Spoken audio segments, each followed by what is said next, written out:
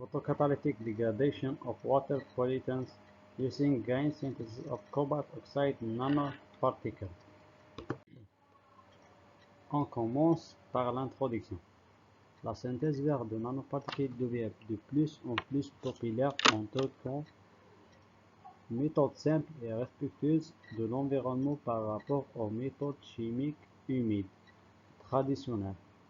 Récemment, la recherche s'est concentrée sur l'utilisation des extraits de plantes pour synthétiser des nanoparticules de nickel vert. En raison de leur faible coût, de leur simplicité, de leur efficacité et de leur non-toxicité. En général, la synthèse verte utilise des extraits de diverses parties de plantes, c'est-à-dire feuilles, tiges, grains ou racines, comme source naturelle de produits chimiques bruts.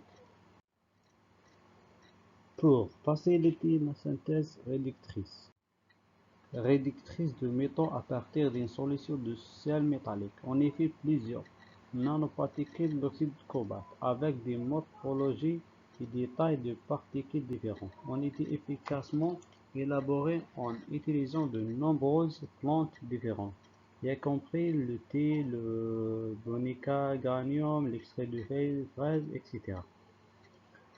Ainsi, l'approche verte pourrait remplacer les approches synthétiques physiochimiques traditionnelles, toxiques et complexes pour l'élaboration des nanoparticules des oxydes de cobalt.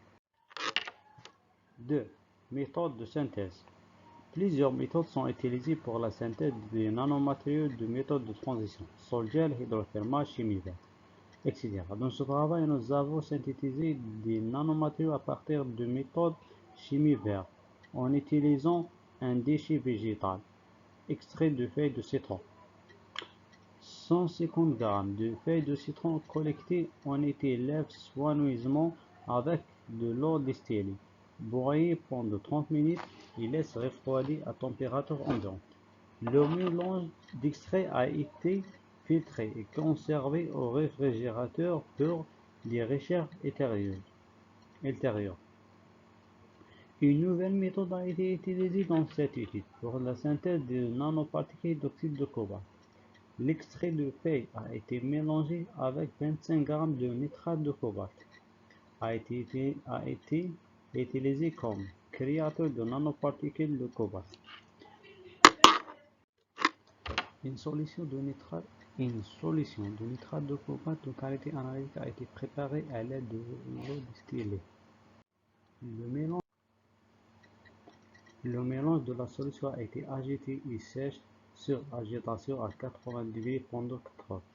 À la fin de cette étape, un produit de couleur brune a été obtenu. La poudre finale a été bien toffée et utilisée pour la dégradation photocatalytique des polluants pharmaceutiques. 3. Résultats et caractérisation. On commence par l'état final de synthèse et DLX. Figure 1 représente produit des nanoparticules d'oxyde de fer à l'état final. Figure 2 représente spectre DRX des nanoparticules d'oxyde de cobalt calciné à 500 degrés. Figure 3 représente l'image même d'une nanoparticule d'oxyde de cobalt avec un grossissement de 5 micromètres. Figure 4 représente performance de photocatalyseur de la dégradation de 30 ppm de diclofénac par des nanoparticules d'oxyde de cobalt.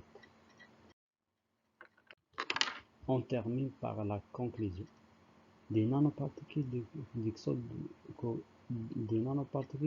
de cobalt bien cristallisées et pures ont été synthétisées avec succès par synthèse verte, suivie d'une calcination à 500 degrés.